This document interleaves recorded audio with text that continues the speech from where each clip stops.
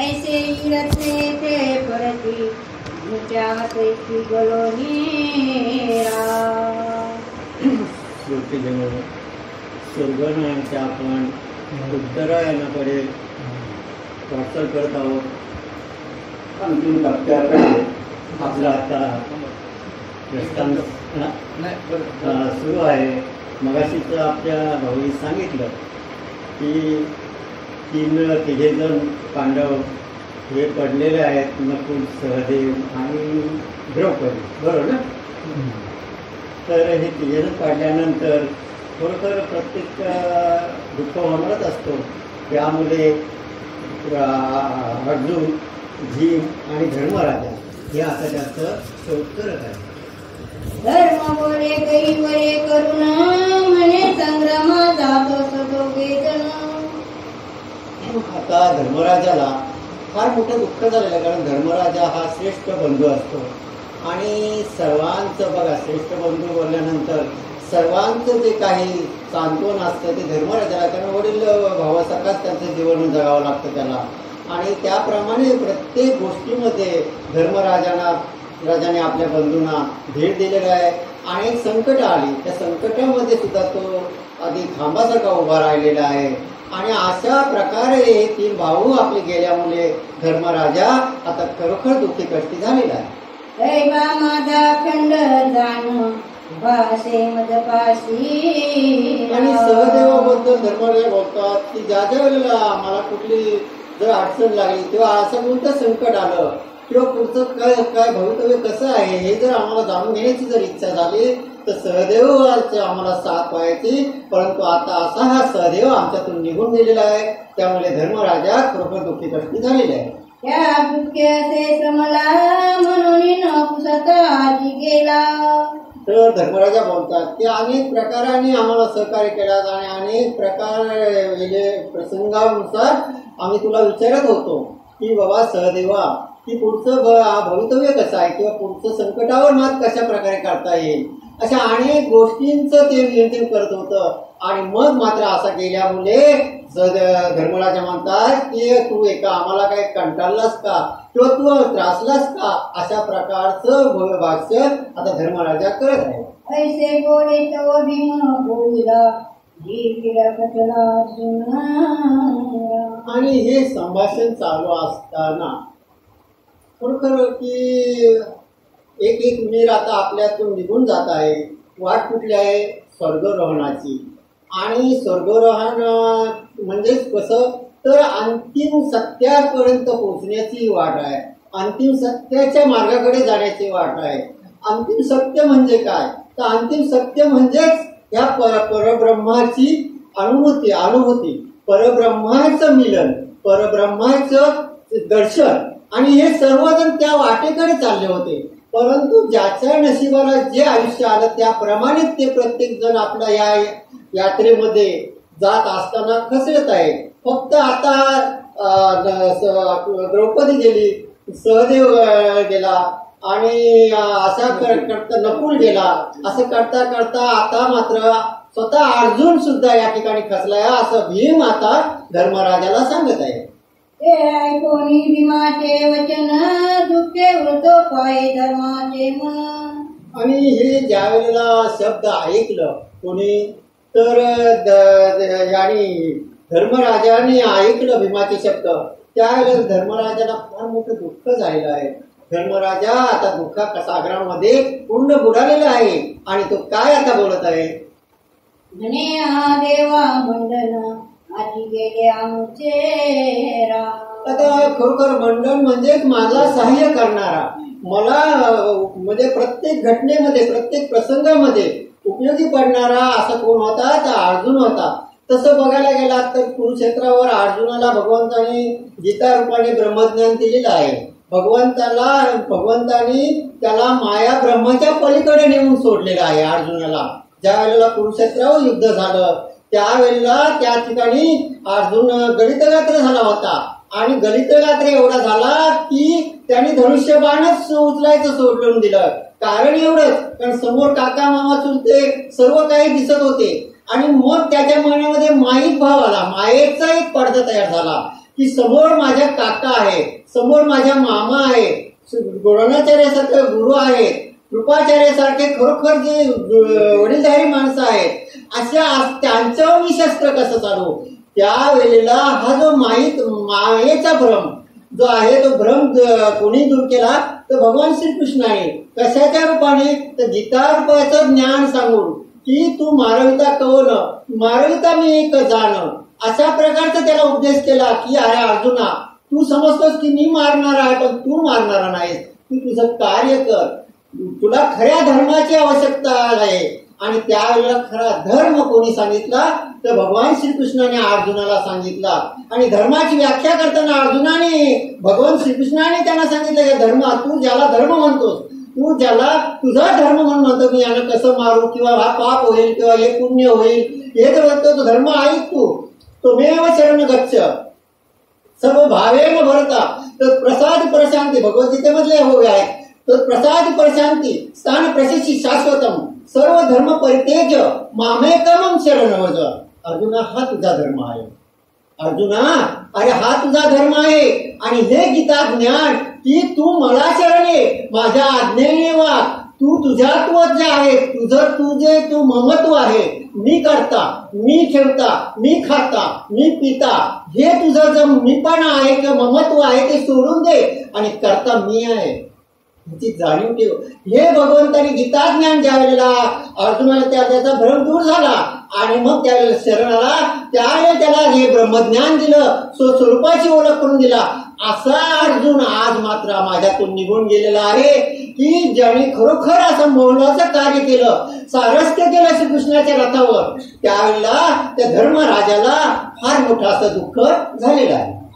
जेणे बांधे तू बांधिला, हनुमंतासी पै जिंकिला, ऐरावत उतरविला, मातेच्या बोला श्रीराम. तर खरोखर ज्या वेळेला हनुमंताला गर्व झाला आणि ते असं गर्व हरण करण्यासाठी सेतू सुद्धा त्या हे केलं आणि आईच्या इच्छे खातर स्वर्गातून ऐरावत सुद्धा आणलं. एवढं प्रबल अशी शक्ती होती, एवढं बल होतं कोणामध्ये तर अर्जुनामध्ये. असा अर्जुन मात्र आता आम्हाला सोडून गेलेला आहे. या कारणास्तव आता धर्मराजा फार आता दुःख झालेला आहे. स्वर्गीचा जिंकिला इंद्र आणि पाताळीचा भोगिंद्र.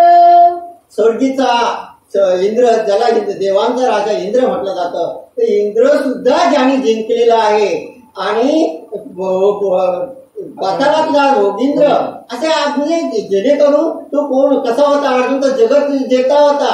असं कोणतंही असा राजा त्याच्या समोर लढायला असा सज्ज नव्हता, कारण सर्वांना तो पूर्ण उरणारा होता. एवढं धनुर्धर विद्यामध्ये तो प्रगत होता.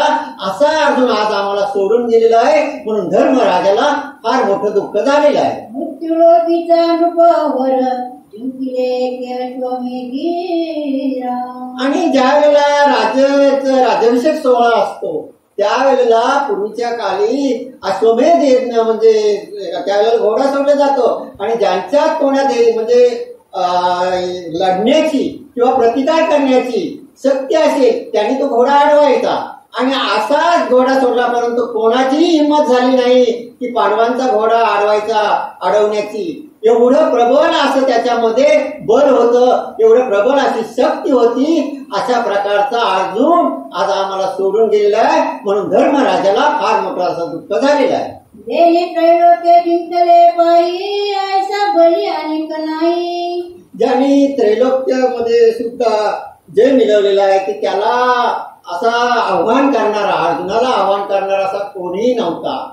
असा अर्जुन खरोखर की जगत जेता विख्यात असा जगत जेता असा अर्जुन होता की त्याने असं अनेक लढाया जिंकल्या, अनेक शत्रूंना नामावरण केलं. असा अर्जुन होता आज आमच्यातून निघून गेलेला आहे. म्हणून धर्मराजा दुःखी आहे. ऐसे दुःख करीतो पायी, वीर कचरा भीमसेन. खरोखर की बघा, मृत्यूलोक हा अटल आहे. पहिली गोष्ट, मृत्यूलोक हा अटल आहे. कोणालाही मृत्यू पासून दूर जाता येणार नाही, कारण जन्माला जो आला तो आज न उद्या जाणारच, आज न उद्या जाणारच. परंतु या मृत्यू लोकामध्ये मनुष्याचं एकच असं मनुष्य आहे की त्याला सर्व ही जे विचार करण्याची आणि भगवंताशी नातं जोडण्याची ज्ञान कला दिलेली आहे. इतर प्राण्यांमध्ये ते नाही आहे. म्हणजे अनेक पिढी मुंगीपासून हातीपर्यंत, परंतु या ईश्वराची ओळख करून ईश्वराला जाणून त्याची भक्ती करण्याची जी कला आहे ती फक्त मनुष्य प्राण्यालाच दिल्या. म्हणून मनुष्य देह तरी साधी नारायण, नाही तरी दीन पशुवनी. म्हणूनच मृत्यू सर्वांना आहे. एक ना एक दिवस प्रत्येकाला जावंच लागेल हा यलोक सोडून. त्याचप्रमाणे हे 5 पांडवातून आता भीमसेन सुद्धा या ठिकाणी गळून पडलेला आहे, अर्थात गतप्राण झालेला आहे. ही वार्ता धर्मराजाला कळल्यामुळे तो सुद्धा आता दुःखी झालेला आहे. हे करुणी किचिर दुःख कंत करी थोर. आणि हे ज्या वेळेला कळलं त्यावेळेला युधिष्ठिर अर्थात धर्मराजा मनामध्ये फार मोठं दुःख करत आहेत की त्याला बंधूंचं हे दुःख सहन होत नाही आणि ते अतिशय दुःखी कष्टी झालेले आहे. सारखा सहोदर आता केली पाहिजे. तर ते म्हणत आहेत, धर्मराजा बोलत आहेत की भीमासारखा सहोदर म्हणजे भाऊ. भाऊ आम्हाला बोलतं कुठे भेटेल, कारण भीम माणसामध्ये सर्वात बलवान, शक्तिमान, बुद्धिमान, अनेक प्रकारच्या युद्धामध्ये जे काही युद्ध झालेले आहे त्या युद्धामध्ये आम्हाला साथ जर कोणी केली असेल तर भीमसेनाने केलेले असेल. आणि असा भीमसेन होता आज आम्हाला सोडून गेला. म्हणून धर्मराजाला फार मोठा असा दुःख झालेला आहे. आज माझा आधार मोडला, धैर्य पर्वत माझा खचला. आज बोलतो खरोखर आज आमचा आधार बोलतो मोडलेला आहे आणि हा जो धैर्य पर्वत जो आहे आमचा हा बोलतो खचलेला आहे की मला धैर्य देणारा, मला माझं मन प्रबळ करणारा, माझ्या मनाला शक्ती देणारा, उभारी देणारा जर कोण असेल तर बोलतो भीमसेन होता. परंतु आज मात्र तोच माझा भीमसेन आज पडल्यामुळे माझं जीवन मात्र असं अतिशय बोलतो दुःखी कष्टी झालेलं आहे आणि मला अतिशय बोलतो आता दुःखामध्ये बोलतो लोटून हा भीमसेन गेलेला आहे. आता मी पडलो एकला, करू काय विनारा. आणि खरोखर भीमसेन आता बंधुराजाचं जे दुःख आहे हे दुःख अतिशय त्याच्या जिव्हारी बसलेलं आहे धर्मराजाच्या. आणि धर्मराजावर हे भीमा की तू निघून गेल्यामुळे माझं आता काय ते अस्तित्व राहिलंय, तुझ्या वाचून मी काय करू आणि कशासाठी जगू, अशा प्रकारचे विचार आता त्या धर्मराजाच्या मनात यायला लागलेले आहे.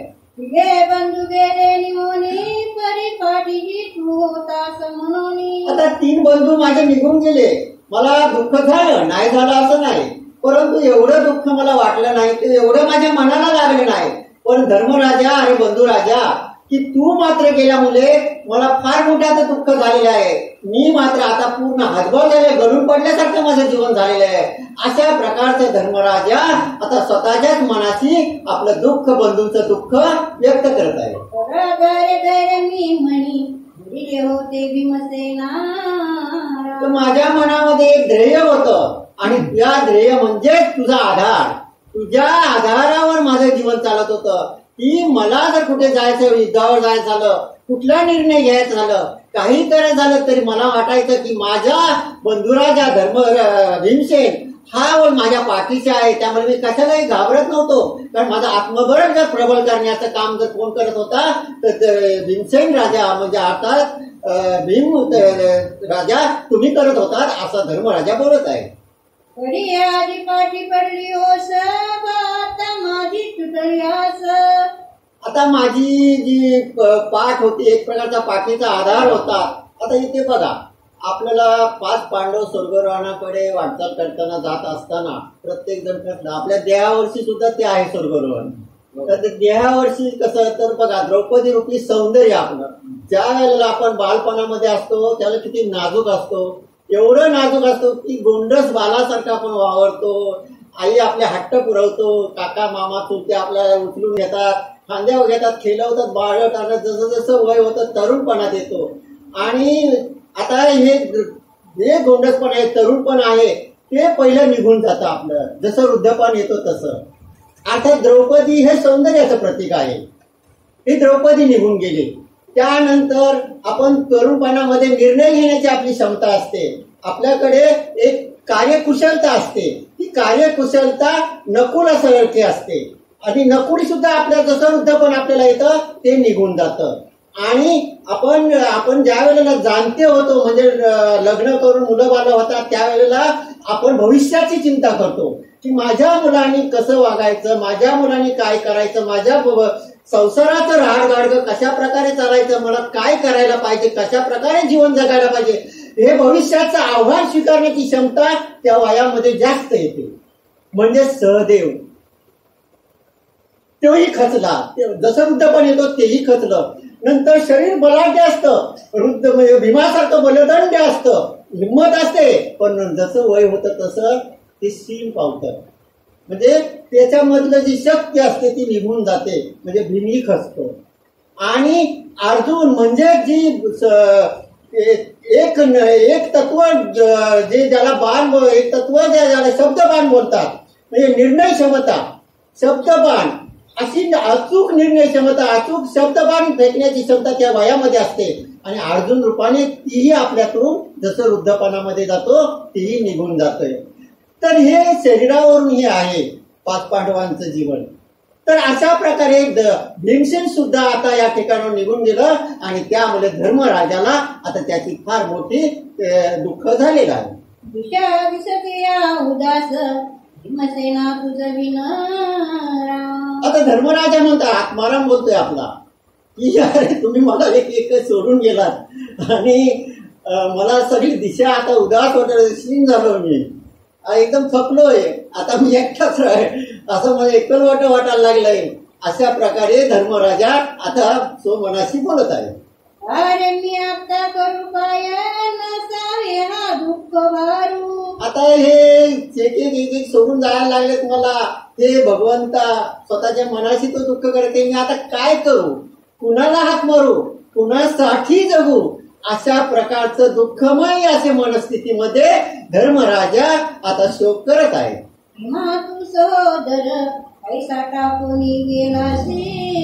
हे भीमसेना की भाऊराया, तू माझा भाऊ असताना सुद्धा मला एकट्याला का सोडून गेलास आणि का असा तू मला दुःखाच्या सागरामध्ये लोटून गेलास.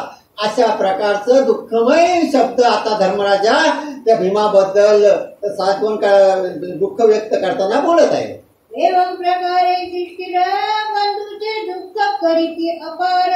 आणि अशा प्रकारे युधिष्ठिर राजा धर्मराजा आपल्या बंधूंचं दुःख फार मोठं करत असताना मार्गीच हिम पर्वतावर एकला स्थिर राहून आणि ज्ञानाच्याच पहिलं तीरावर, ज्ञानाच्या समीप, ज्याला अंतिम ज्ञान टप्पा ज्याला म्हणतो, त्या ज्ञानाच्या समीप त्या म्हणजेच हिमालय पर्वताकडे आपण बघूया शाब्दिक बोलाप्रमाणे. तर तिथे उभा राहून तो एकटाच आता स्वतःच्या मनाची सुमत, स्वतःच सांत्वन, स्वतःच मनोगत व्यक्त करत आहे. वर्णी भीमाच्या प्रतापासी मने आतुर बळ भीमासी. आणि भीमाचं ज्या वेळेला वर्णन तो स्वतःच्या मनामध्ये करत आहे, एक एक बंधूंचं तो वर्णन करत होते की माझे बंधू कसे होते, कशा प्रकारे त्यांनी सहाय्य केलं.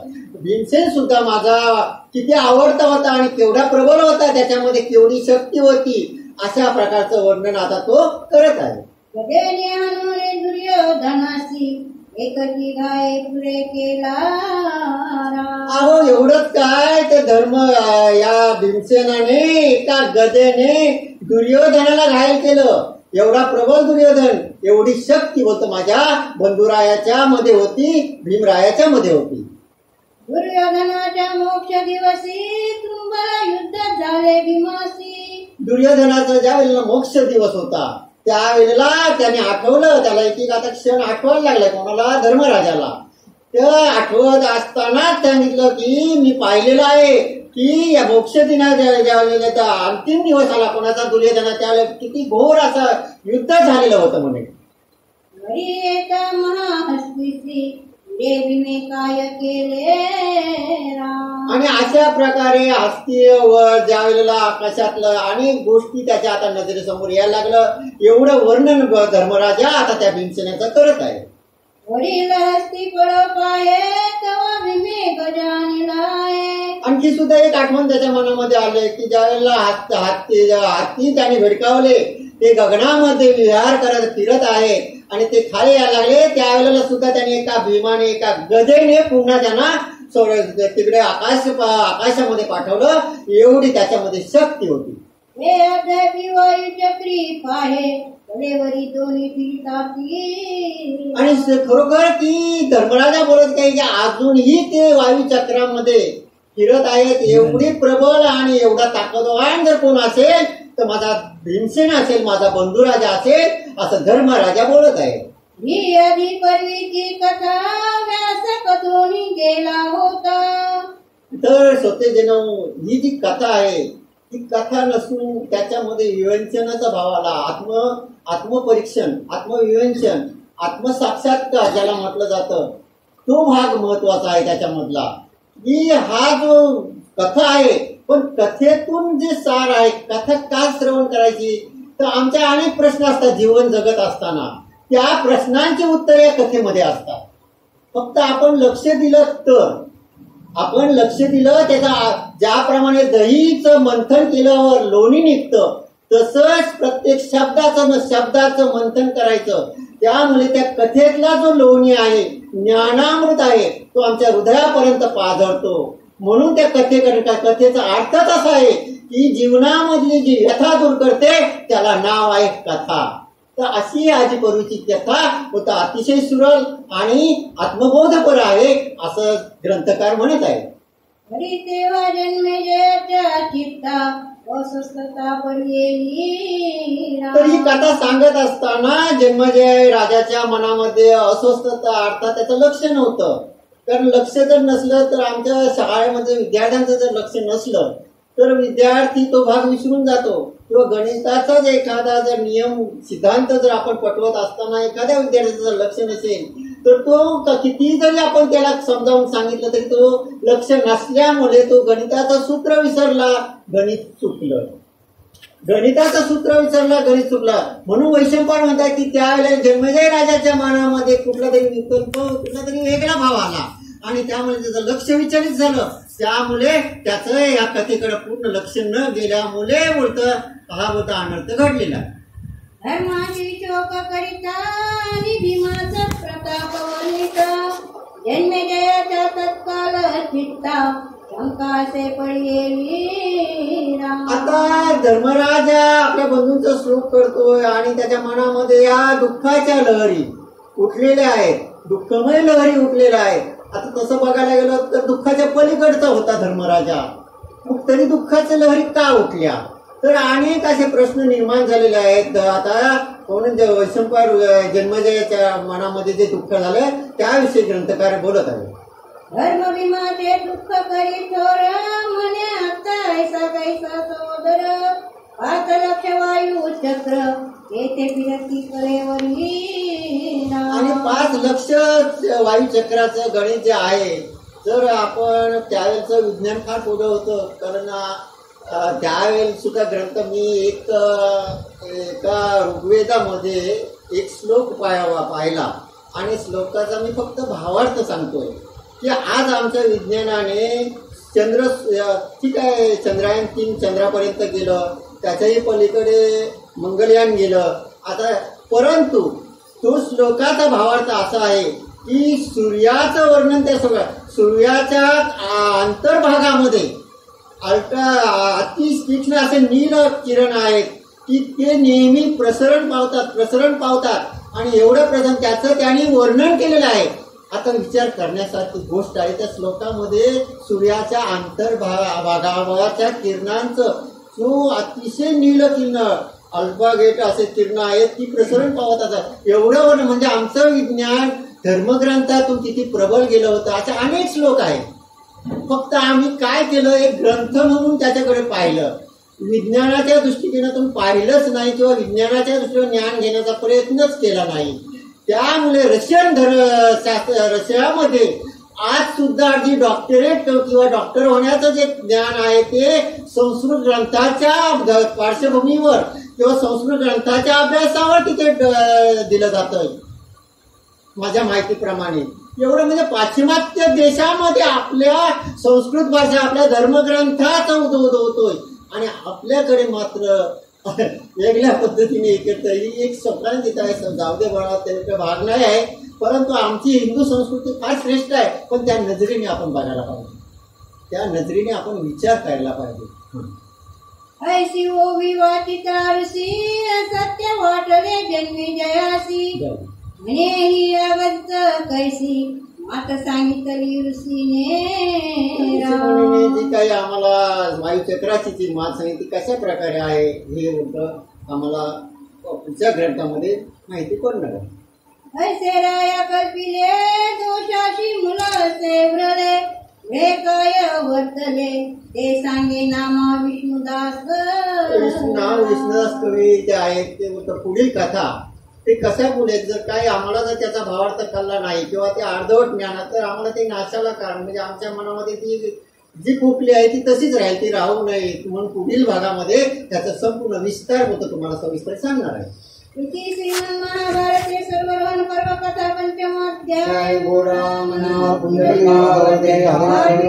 पार्वती पदे हर महादेव सीताकांत स्मरण जय जय राम. गोपाल कृष्ण भगवान की जय.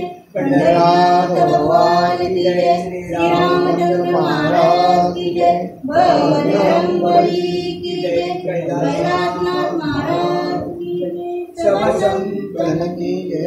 सदा सर्वदा योग दूता वडावा तुझे कारणे ग्रह माझा पडावा. उभे शोनको गुणवंतानंता रघुनायका मार्गने ख्याता.